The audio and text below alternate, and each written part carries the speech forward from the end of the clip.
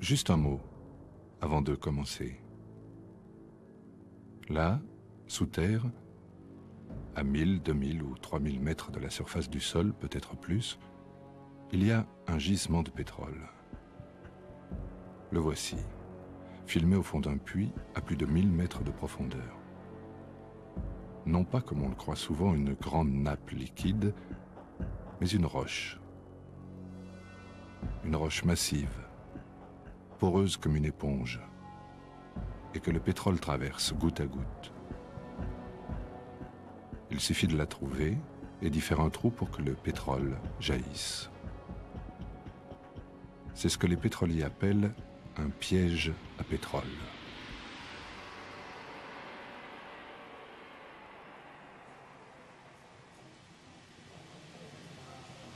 Excellences, Monsieur le Président de la République et Madame, Mesdames, Messieurs les membres du gouvernement et du Conseil national de transition, chers notables, Mesdames, Messieurs, Est Congo a 30 ans. Comme la coutume le commande chez nous, c'est toujours le visité qui annonce aux visiteurs les nouvelles de la maison pour que ces derniers puissent lui dire l'objet de sa visite. Ainsi, et très respectueusement, je vais demander à M.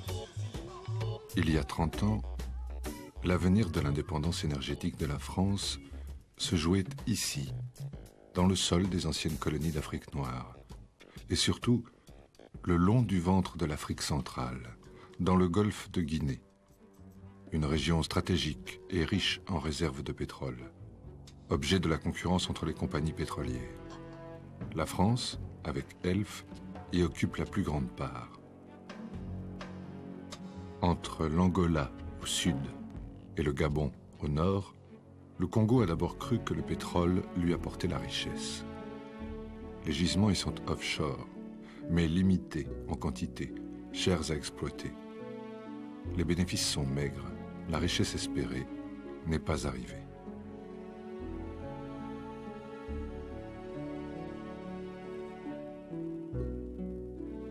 À la fin des années 80, avec la fin du communisme en Europe, c'est aussi la fin du régime d'inspiration marxiste-léniniste qui durait depuis bientôt 20 ans.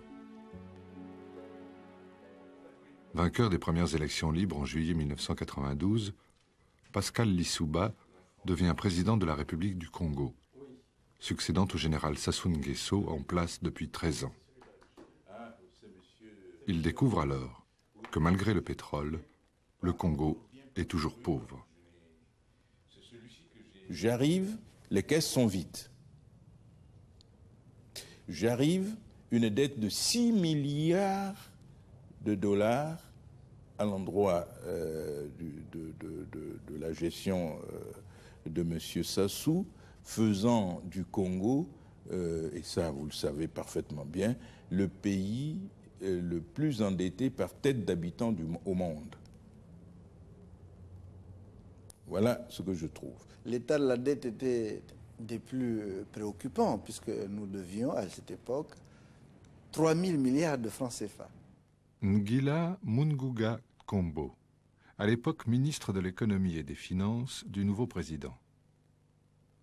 3 000 milliards de francs CFA. Ce qui équivaudrait, avant la dévaluation, ce qui équivalait à 6 milliards de dollars. Et bien sûr, après la dévaluation, cette dette a été multipliée par 2.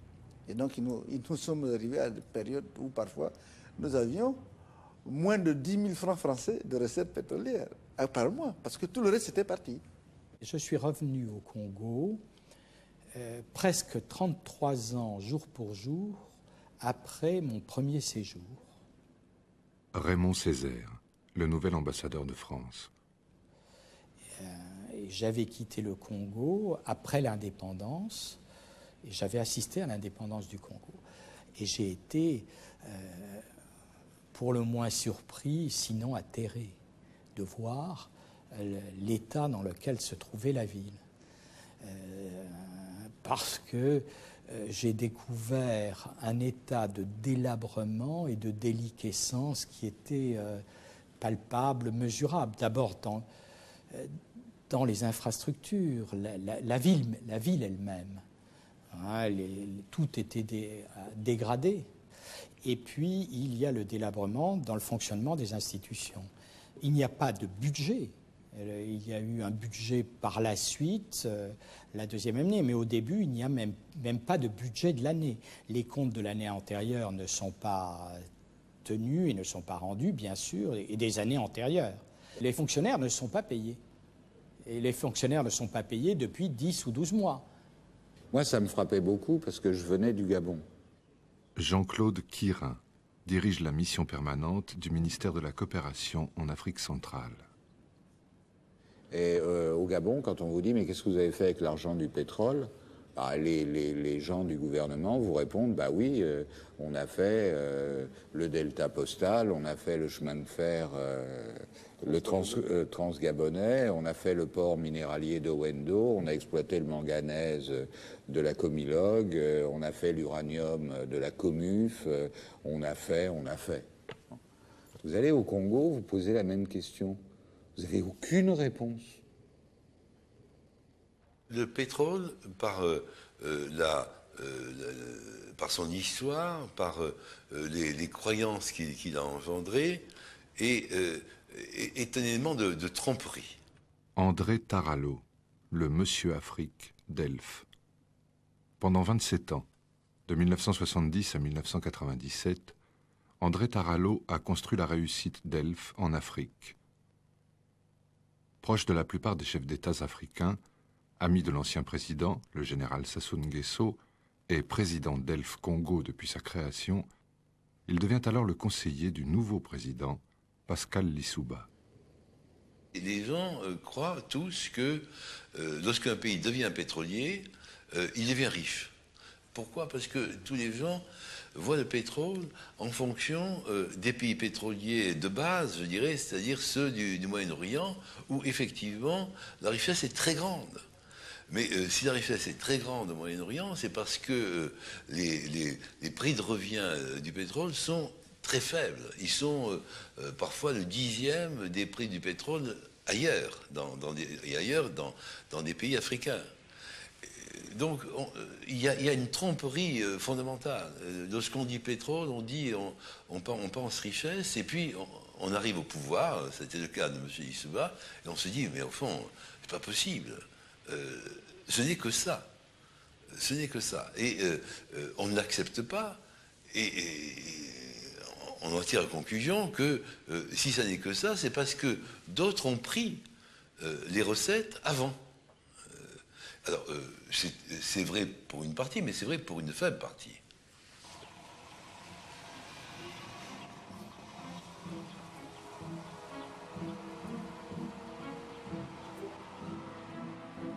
Novembre 1992, le président Lissouba prépare les élections législatives. Pendant que nous allions aux élections, on s'est confronté avec ce problème courriel de retard des salaires. Et les gens, évidemment, avaient bon dos pour inciter les populations à revendiquer le paiement des arrivées de salaire. Donc le gouvernement s'est approché des partenaires classiques du pétrole en disant que, bon, écoutez, comme ils avaient déjà l'habitude de faire, peut-être qu'ils pouvaient nous aider à faire une avance pour que nous puissions calmer les populations, qu'on paye au moins un salaire ou deux et qu'on aille normalement aux élections. Très gentiment, je leur demande s'il n'était pas possible de faire une sorte d'arrangement au terme duquel je pourrais avoir une avance pour me permettre de lancer au moins le système, les bourses des étudiants qui étaient au dehors. Ça faisait, je crois, 4 ou 5 mois qu'ils n'avaient rien reçu.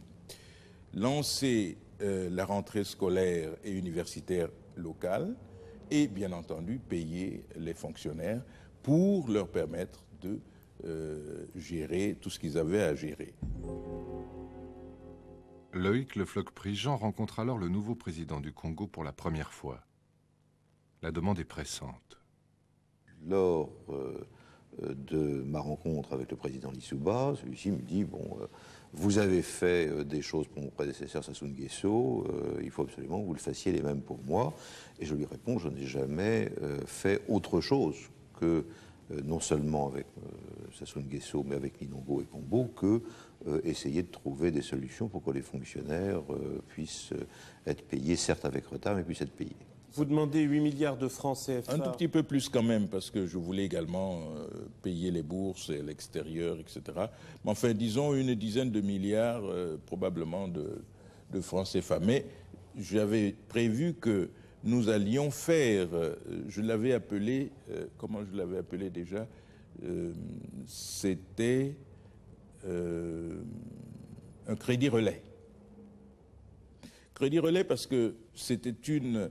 nous allions faire sur, mettons, sur 6 mois, on allait voir combien j'allais avoir sur 6 mois, et rembourser ce crédit-là par petites tranches sur cette période-là. Que vous dit M. Le Floch quand vous lui demandez cette somme? C'est idiot. Il vous dit ça? Je viens de vous le dire. J'y vois puisqu'il y a eu les présidentielles qui ont eu lieu et que les législatives vont arriver après, j'y vois plus une préparation des élections législatives que une relance de l'économie congolaise, personnellement. Et je considère que ce n'est pas le rôle d'une compagnie, quelle qu'elle soit, Elf comme une autre, que de peser à cette période sur les élections législatives, parce que le président Lissouba a été élu avec une coalition, il est en train de dissoudre sa coalition dans la composition de son gouvernement, et l'idée qu'il puisse disposer d'une majorité absolue à l'Assemblée nationale grâce à l'argent d'Elf ne me plaît pas beaucoup, parce que je considère que c'est un rôle que nous n'avons pas à jouer, que de nous immiscer vraiment dans la politique congolaise à ce point, et c'est ce que je lui dis.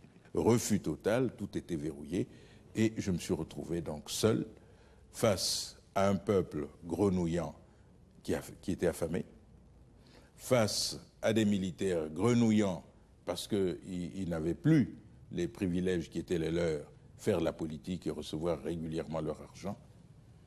Je n'avais pas d'argent pour leur payer. Et je me suis trouvé donc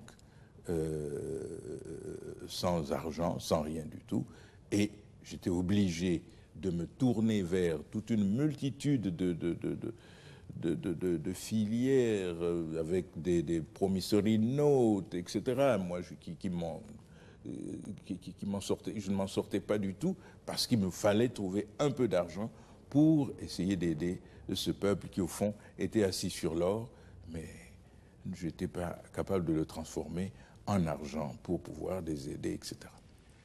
Dès cette époque-là, Monsieur Lissouba a des contacts, pas directement, mais par l'intermédiaire de ses ministres, a des contacts avec les dirigeants de la société occidentale dite Oxy. Société américaine. Société américaine qui n'avait pas d'intérêt au Congo, mais qui désirait prendre pied au Congo et qui avait trouvé essentiellement que c'était un bon moyen de prendre pied au Congo. Là, alors, je disais tout à l'heure que tout se sait en Afrique. Là, c'est une exception. Nous n'avons appris que assez tardivement l'existence de ces contacts. Nous avons appris pratiquement très peu de temps avant que le contrat Oxy soit signé par les Congolais. Cela a été fait très discrètement, sans doute parce que l'essentiel des contacts ont eu lieu aux États-Unis. Ça s'est fait très discrètement et la nouvelle est tombée sur nous, définitive est tombée sur nous, quand même comme une surprise. Oxy prête à l'État congolais 150 millions de dollars. L'État congolais remboursera Oxy en pétrole. Chaque année, une grosse part du pétrole extrait par Elf sera ainsi, en priorité, livrée à Oxy selon un prix fixé une fois pour toutes. Compte tenu du montant élevé des intérêts, les recettes pétrolières du Congo sont presque entièrement gagées pour 10 ans. Nous devions arriver, au bout du compte, à un remboursement qui allait à partir d'une avance de 150 millions à un remboursement d'1 milliard de dollars. C'est-à-dire que si vous prêtez 150 millions de dollars... Pour toucher par la suite 1 milliard de dollars sur 10 ans ou 12 ans. C'est comme si M. Lissouba, ou plutôt le Congo, avait vendu le brut congolais à 4 dollars le baril. Le calcul était très simple, c'était ça. Au lieu tout de même, on ne pouvait pas, d'abord il ne fallait pas le vendre à un prix donné, mais disons que le prix de base était au minimum 14 ou 15 dollars le baril. Donc le président Lissouba, acculé, comme il l'a dit, il m'a dit si j'ai accepté cela, c'est parce que j'étais acculé. Il était acculé parce que il imaginait qu'il ne pouvait pas faire face aux besoins de l'année s'il n'avait pas ce prêt. Ma première réaction, c'est quand même de considérer que quelques jours avant la législative, le fait de faire ça n'est pas très convenable. Et donc, j'essaie d'éviter que les paiements soient effectués avant législative, de manière à garder législative en dehors de cela. Mais comment vous pouvez éviter? Ce sont les Américains qui payent. Alors, oui, mais ça doit passer par la Banque centrale. Et par conséquent, comme le Congo est en zone CFA, on peut très bien, la France peut très bien retarder de 2 ou 3 jours, parce que c'est ça l'objet, le paiement. Il n'y a aucune difficulté. Il n'y a aucune difficulté à retarder ça. Vous intervenez sur qui? Sur le gouverneur de la banque? Je interviens sur le ministre de la Coopération et sur le Premier ministre. Qu'est-ce qu'ils vont faire? Rien. Donc. C'est-à-dire l'argent arrive quand même avant les élections? Absolument. Donc ni l'un ni l'autre ne veulent agir. Et pendant les jours qui vont suivre, après que les élections aient été effectivement gagnées par le président Lissouba tout seul, le président Lissouba envoie les chars sur une partie de Brazzaville qui conteste ce pouvoir absolu, et il y a beaucoup de morts. Et je considère que ces morts auraient pu être évitées si on avait suivi ce que j'avais dit. Est-ce que vous en parlez à votre interlocuteur privilégié, à François Mitterrand? À l'époque, François Mitterrand est sous le charme du Premier ministre et considère que c'est pas que c'est au Premier ministre de voir les choses et pas à lui. Donc, mais vous lui en avez parlé? Bien sûr.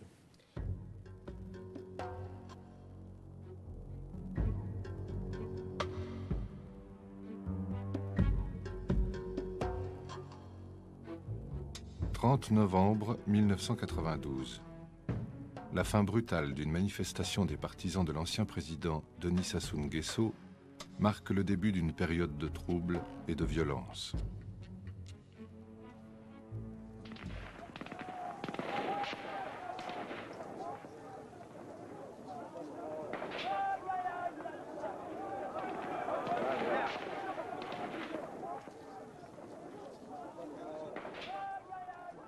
Il y a eu un mort ici. Il y a un mort. Il y a un mort. Oh, il y a un mort là. Il y a un mort. Monsieur l'agent. Il y a un mort. Pendant que les troubles commencent à se développer dans le pays, les relations entre elfes et le gouvernement congolais, elles aussi, se dégradent. Et les conditions du contrat de concession sont remises en cause. Selon ce contrat, pour chaque portion de territoire exploité, Elf doit, outre l'impôt sur les bénéfices après amortissement, payer une redevance de 17,5% sur le résultat des ventes. Nous savions le pourcentage qui nous revenait, 17, mais nous ne savions pas la quantité qui sortait. 17 de 100 égale 17, mais 17 de 50, ça ne peut plus être 17. Et vous n'aviez aucun contrôle ni sur la quantité de brut sorti, ni sur les prix? Encore moins sur les prix. Parce que le pétrole qu'il prend, il le vend et il le ressoutire. Il vend et le mien et le sien. Donc, ils essayent d'arranger d'abord le problème des prix, vous en avez dit un mot tout à l'heure, vous verrez que c'est pas banal ce genre de choses, par où passent les tricheries, etc. Alors lorsqu'on vous dit, mais oui, mais on vous a acheté votre baril le 15 octobre, etc., le baril était, mais le dollar était à... Car tout se fait en dollars. Lui aussi, il est... Alors donc, ils choisissent, ils savent à quel moment ils vous lancent le prix. Le prix. Ce prix, s'il y a un creux entre ce prix et celui du dollar, le différentiel, bien entendu, ça se gère entre tout un tas de gens dans le dédale desquels moi je ne rentre pas, voyez-vous, c'est pas...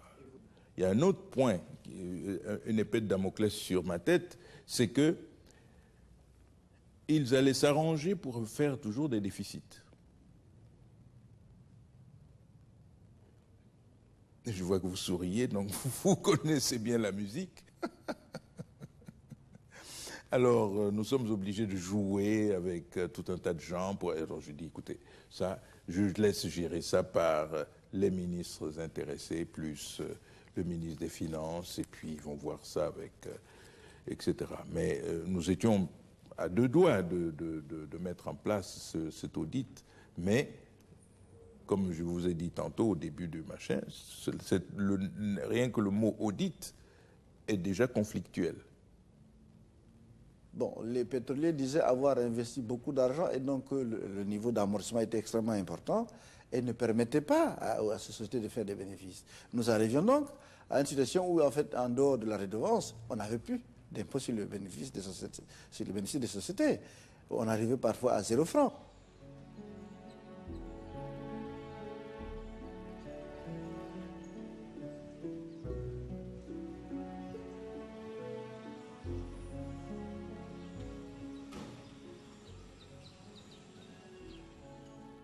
Jean-Luc Mathieu, conseiller à la Cour des comptes, l'organisme d'État qui, en France, contrôle les comptes de toutes les sociétés publiques. Il est, de 1992 à 1996, en mission auprès de Pascal Lissouba pour l'aider à organiser le fonctionnement de l'État congolais, des circuits de décision, des structures de contrôle, jusque-là totalement inexistantes. 30 ans après l'indépendance, au Congo, l'État est toujours incapable de contrôler même ses recettes et ses dépenses. Entre ce que Elf devait au Congo et ce que Elf versait au trésor congolais, je ne sais pas quel est l'écart. Je pressens qu'il était assez important. Mais assez important, ça ne veut pas dire grand-chose. N'importe comment, étant donné la ressource pétrolière, même un écart pas très important finit par faire pas mal de millions, de dizaines de millions, peut-être même de centaines de millions. Si vous voulez, vous savez bien que Elf est un État dans l'État en France. Alors, à l'égard d'Elf, le Congo, c'est une petite principauté dans un empire. Et la petite principauté, elle fait ce que l'Empire lui demande. Elle négocie un petit peu. On sait que l'Empire sait aussi débarquer, s'éduquer ses princes. Il l'a montré souvent. Qu'est-ce qui se passait entre les deux? Ce sont les ombres, les zones parfaitement grises de la gestion des affaires publiques. Et moi, je n'ai jamais été invité de près ou de loin à y mettre mon nez. Vous saviez que le budget n'était pas exact? Enfin, que les chiffres du pétrole, par exemple, n'étaient pas exacts? Je le pressentais sans pouvoir l'affirmer. À quoi le pressentiez-vous? Pourquoi le pressentiez-vous? Je le pressentais parce qu'un certain nombre de choses un certain nombre d'activités, un certain nombre d'acquisitions d'armements, un certain nombre de conditions d'existence des membres du gouvernement lorsqu'ils se déplaçaient, et encore une fois surtout l'armement, que ce soit de la police ou de l'armée, me laissaient supposer qu'il y avait quelque part des ressources qui n'apparaissaient nulle part dans le budget, ni en ressources bien entendu, ni en dépenses non plus. Les droits de la République du Congo n'arrivaient qu'en partie dans les caisses du Trésor, et l'évaporation se faisait ailleurs.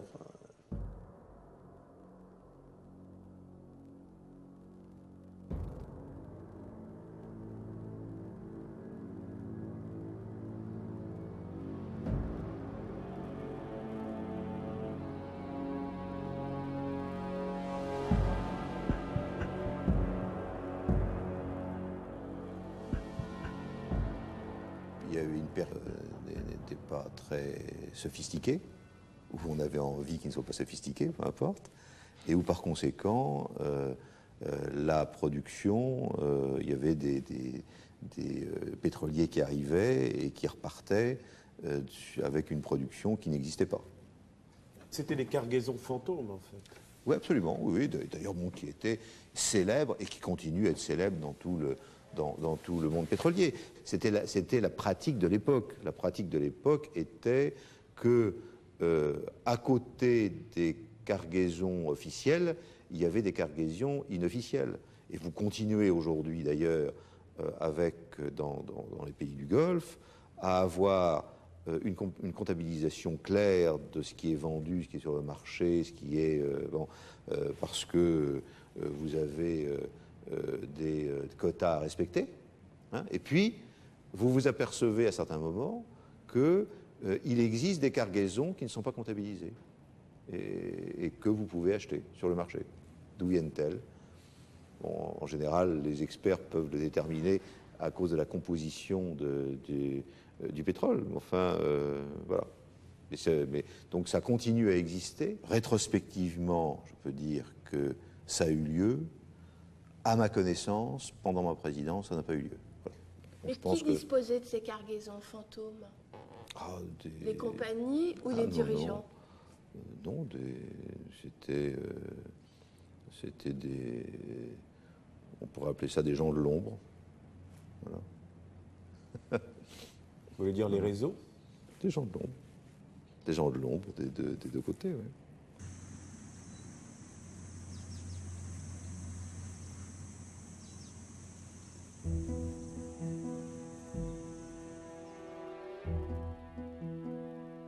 En 1994, à Elf, tout va changer. Tout doit changer. Philippe Jaffray a remplacé Loïc Le Floch-Prigent et rempli en un an sa mission. Elf est désormais un groupe privé. Après sa privatisation, donc en 1994, Elf dit qu'il va changer sa politique africaine et en gros qu'il ne veut plus être le bras séculier du gouvernement français en Afrique. Est-ce que vous le vérifiez sur le terrain? Non, il demeure, il peut pas. Monsieur Elf, je ne sais pas dans Elf qui a eu à dire cela. Monsieur Jaffray. Mais il ne pouvait pas aller très loin. Il ne pouvait pas aller très loin parce que il était tiraillé, il était tenu par toutes sortes de filières, en particulier tout ce qui est police, tout ce qui est recherche, tout ce qui est toute l'armada, si vous voulez, qui fasse que c'est une puissance non seulement financière, mais une puissance politique et aussi policière, parce qu'ils sont puissants, je vous assure. Quelle que soit la portée, quelle que soit l'importance de ces circuits, ils avaient un point commun, il fallait les financer. Et qui finance? C'est Elf. Mais cherchez tout ce que vous voulez, vous ne sortirez pas de cette espèce d'imbroglio. C'est lui qui finance. C'est ça le vrai problème.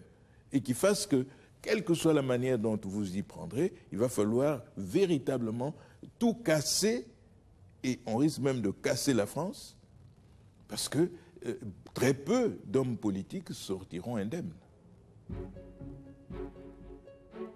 Le président d'Elf, Philippe Jaffray, ouvrira malgré tout la boîte de Pandore, déclenchant ce qui deviendra plus tard l'affaire Elf. Mais c'est une autre histoire. Celle-ci n'est pas tout à fait finie.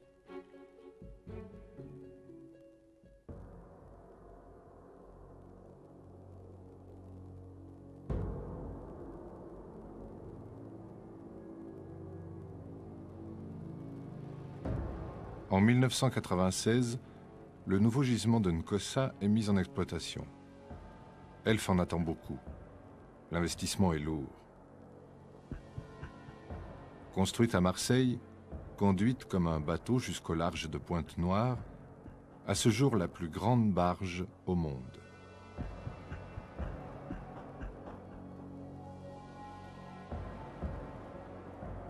Le fond est à 120 mètres. Le pétrole, 2000 mètres plus bas. Plus loin au large, en haute mer, il y a encore d'autres réserves à prospecter, cette fois sous 2 ou 3000 mètres d'eau.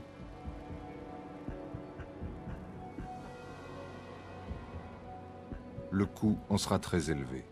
Elf hésite. Alors, Elf, au début, n'était pas intéressé par la haute mer, mais très rapidement, Elf était intéressé, comme vous le savez. Et il fallait que nous essayions d'être sur ces zones-là et sur les parties de ces zones qui nous paraissaient les plus attractives. Il y avait beaucoup de concurrents? Ah oui. Ah oui, il y avait toutes les grandes compagnies internationales, enfin Exxon, Shell, Mobil, enfin tout le monde était là. Vous savez, les pétroliers agissent ensemble. Lorsque quelqu'un est attiré par quelque chose, les confrères sont également attirés. Et pourtant, M. Issouba était quand même, il faut bien le reconnaître, a été compréhensif, puisque on partait de loin à tout point de vue. D'abord, nous n'étions pas les premiers, et puis ensuite, les relations n'étaient pas tellement bonnes. Bon, donc il a été quand même très, il a été très compréhensif. Et je crois que j'avais sur lui, et j'espère que j'en ai encore, de l'influence. Vous voyez, tout ce monde-là commençait à grenouiller. J'ai dit, oulala, comment faire? Bon, il va falloir faire ça. Sur ces entrefaites, les Américains arrivent. J'ai dit, d'accord, il va falloir faire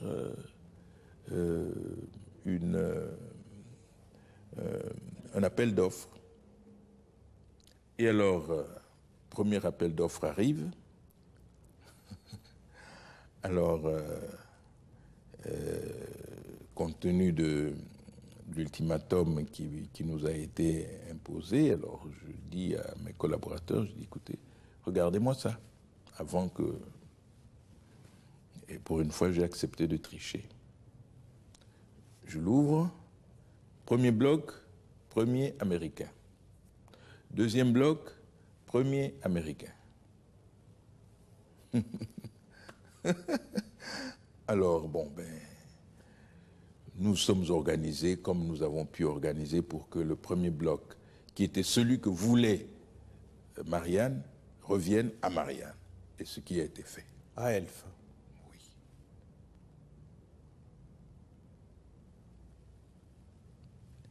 Et le deuxième bloc est revenu aux Américains.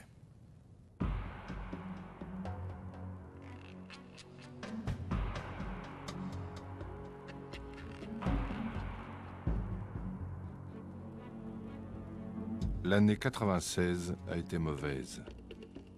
La crise économique dure. Les retards de paiement ont repris, les troubles et la violence se répandent. Soldats ou policiers sans solde forment des milices paramilitaires au service de Kiel et Péra. Alors Elf payait un certain nombre de gardes de sécurité avec des armes, ou payait la police pour... puisque la police n'était pas payée, si vous voulez, et non seulement, mais des gens du secteur privé payaient la police pour être gardés. Mais nous-mêmes, à la fin, à l'ambassade, nous payions nous-mêmes les soldats qui gardaient, à la fin, après les événements violents, tout à fait à la fin, quand j'ai voulu faire garder la chancellerie, par un petit noyau, il y avait donc une cinquantaine non même pas une vingtaine de soldats, une section avec un lieutenant, et on passait tous les 2 jours, je lui remettais de quoi nourrir ses hommes. Voilà. Je n'ai pas d'argent.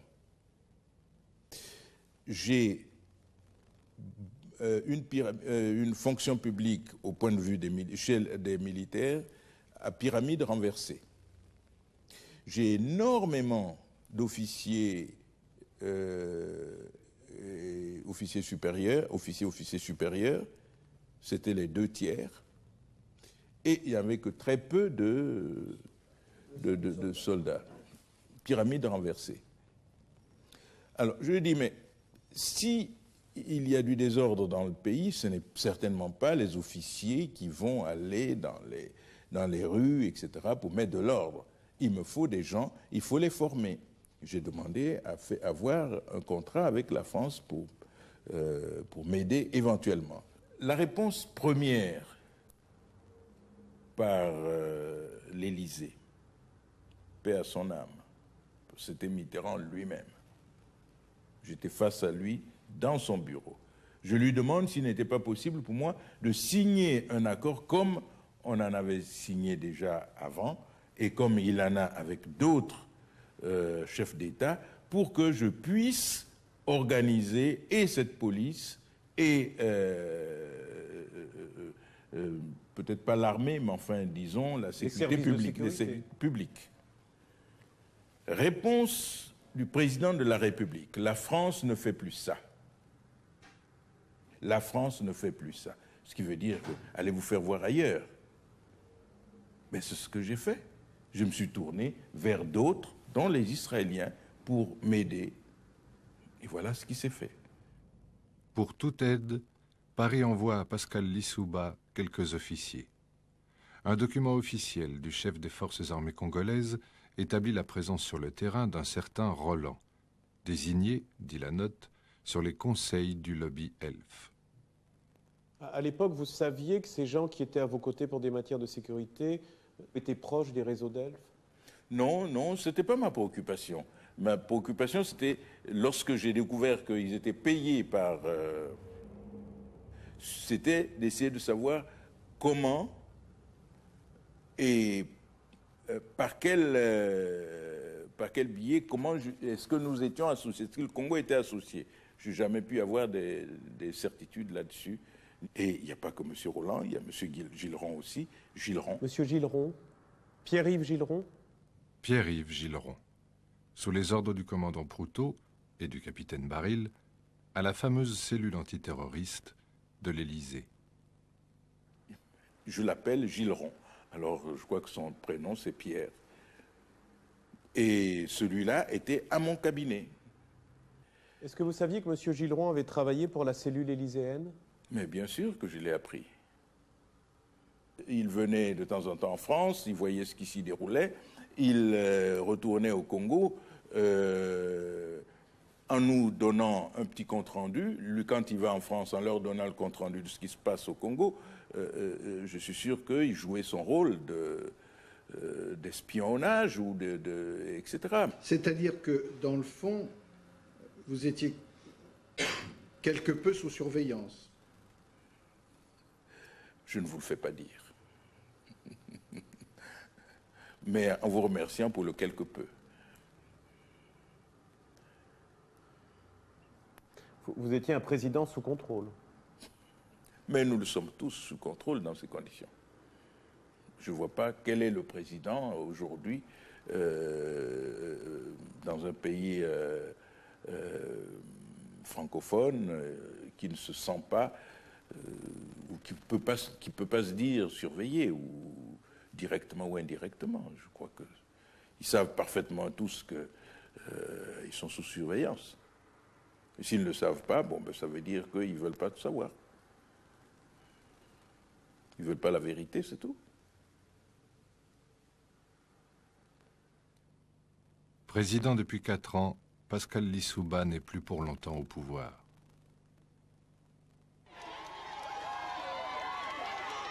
Janvier 97. Denis Sassou Nguesso a quitté son village et revient à Brazzaville pour de nouvelles élections. Lorsque nous sommes revenus à Brazzaville le 26 janvier 1997 pour prendre part au processus électoral, ce pays était exsangue. Tous les secteurs de développement économique et social étaient au rouge. Je crois que les fonctionnaires étaient à plus de 10 mois d'arriérés de salaire.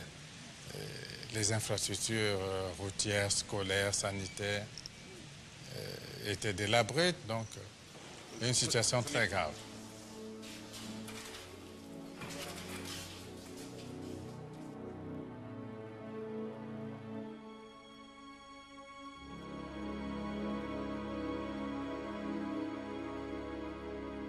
Juin 97. Tentative d'attentat ou provocation. Les partisans de Sassou et les partisans de Lissouba s'affrontent. Le processus électoral est interrompu. La guerre civile commence.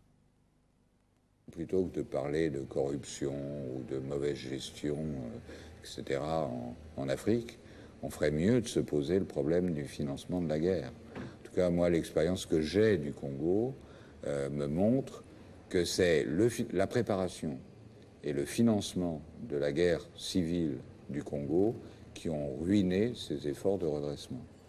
Tous les moyens de redressement, toutes les politiques de redressement ont été prises, toutes les aides internationales apportées, et tout ça est parti en poussière et est retombé à une période antédiluvienne, diluvienne, du fait de la guerre civile.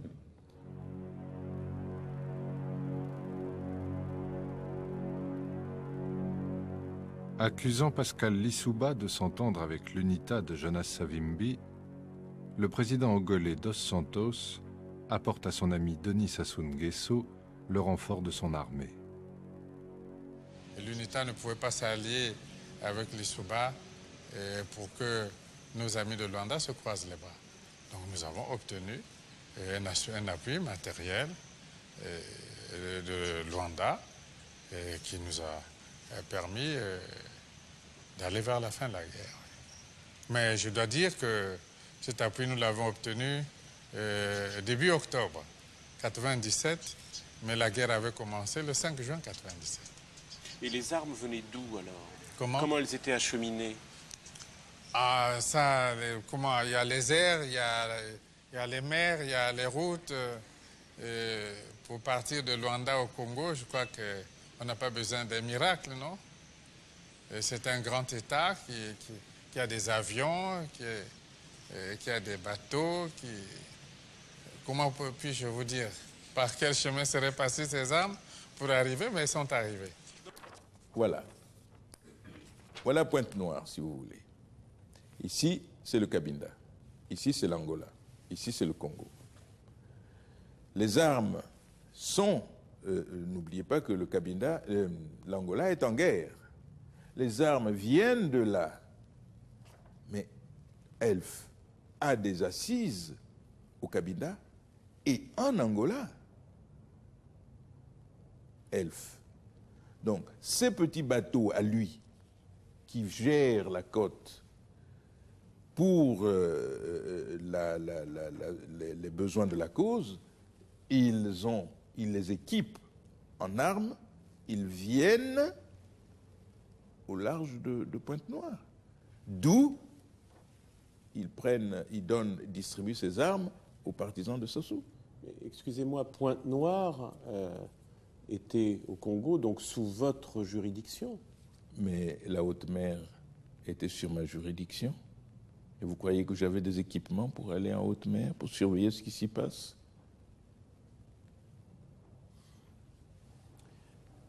Est-ce que vous, au moment des hostilités... Et puis ce sont les bateaux d'Elf. Je ne vois pas pourquoi on les aurait raisonnés. Alors, qu'est-ce qu'il faut penser des accusations du président Lissouba quand il dit que les bateaux d'Elf ont servi à approvisionner Sassou Nguesso en armes? Ça me paraît vraiment impossible. Comment imaginer que des bateaux... Bon, quel bateau d'Elf? Pas tellement. Je crois qu'il parle des barges. Comment imaginer que des barges qui servent à transporter du personnel du matériel pétrolier transportent des armes? D'abord, là, vraiment, si c'était vrai, le tam-tam africain aurait vraiment retenti, on aurait vraiment su. Et jamais il n'y a eu la moindre preuve. Vous savez, sur ces bateaux pétroliers, il y a beaucoup plus de Congolais que de Français. Et donc, comment peut-on imaginer que des transports d'armes puissent être faits sans que ces gens-là, qui sont avertis, ne s'en rendent pas compte? Il n'y a pas de moindre témoin de cela. Alors, c'est pour ça que je dis que ça me paraît impossible. De juin à octobre 97, la guerre civile a duré 3 mois. Grâce au renfort de l'armée angolaise, les troupes de Sassou entrent dans Brazzaville. C'est abominable, parce qu'il me donnait 72 heures. Il a dit en 72 heures, je vais liquider Lissouba, c'est terminé, etc. Pour lui, il y en avait pour 72 heures. Il était sûr de lui, sûr de ses équipements. Les équipements venaient du nord, il les avait, et sur Pointe-Noire, il savait que son homme était à Pointe-Noire avec les gens de l'Angola, etc. Et ils étaient prêts également à investir Pointe-Noire. Donc, il était sûr de sa victoire. Vaincu, Pascal Lissouba doit s'enfuir. Exilé d'abord à Paris, il vit aujourd'hui à Londres. Il a déposé une plainte en justice contre Elf. André Tarallo a quitté Elf en 1997. Il reste le conseiller et l'ami proche du président Sassou. Bien entendu, j'ai repris contact avec lui de façon beaucoup plus active en 1997, puisque, vous l'avez bien compris, ma ligne de conduite a été d'avoir affaire au pouvoir officiel, que ce soit au Congo ou dans d'autres pays. J'ai été toujours préoccupé de préserver les intérêts français au Congo tout du long de cette période-là, et tout du long de cette période pendant laquelle ces intérêts ont été quand même très menacés par les offensives américaines. Diriez-vous que formellement vous occupez aujourd'hui auprès de M. Sassou le même rôle qu'auprès de M. Lissouba, ou est-ce que c'est différent? Venez pas du tout. Ce sont des rôles ni auprès de l'un ni auprès de l'autre ce ne sont pas des rôles qui ont été tellement formalisés. Je crois que mes relations de confiance et de travail avec le président Sassou suffisent. Nous n'avons pas besoin de le formaliser.